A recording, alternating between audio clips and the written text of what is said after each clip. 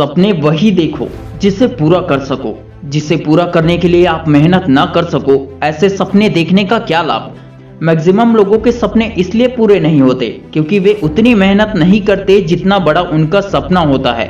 जब भी तुम सपना देखो तो वो तुम्हारी औकात से बड़ी होनी चाहिए और तुम्हारी मेहनत उससे भी बड़ी होनी चाहिए। छोटी मेहनत और रिजल्ट बड़ा पाने की सोच आपको कभी भी आगे बढ़ने नहीं देगी। जिस दिन तुम्हारी मेहनत तुम्हारे बहानों से बड़ी हो जाएगी, उसी दिन ये भी डिसाइड हो जाएगी कि आपके हिस्से में कितनी कामयाबी आएगी। अगर आप अपने कदमों के निशान छोड़ना चाहते हैं तो आपको उठकर रेत पर चलना भी तो पड़ेगा।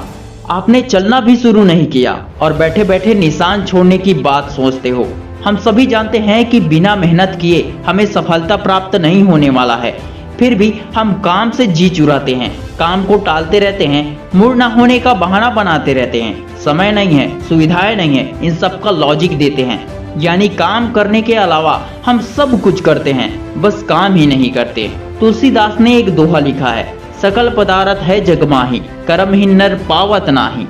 इसका मतलब है कि इस संसार में सब कुछ हासिल किया जा सकता है, लेकिन जो व्यक्ति मेहनत नहीं करता है, जो कर्म नहीं करता है, उसे कुछ भी नसीब नहीं होता। न्यूटन का पहला नियम कहता है कि कोई भी चीज जिस अवस्था में है वह उसी अवस्था में बनी रहती है जब तक कि उस पर कोई बाहरी बल न लगाया जाए। और ये नियम हम इंसानों पर भी लागू होता है, क्योंकि जब तक आपके सपनों को कोई बल नहीं मिलेगा तब तक आप वहीं के वहीं रहोगे।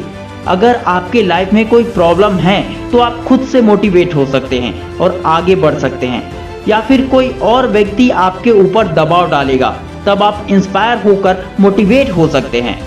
ज़्यादा बेहतर होगा कि आप खुद ही अपने सपनों के लिए बल लगाएं, क्योंकि दूसरे लोग अपना फायदा देखते हैं।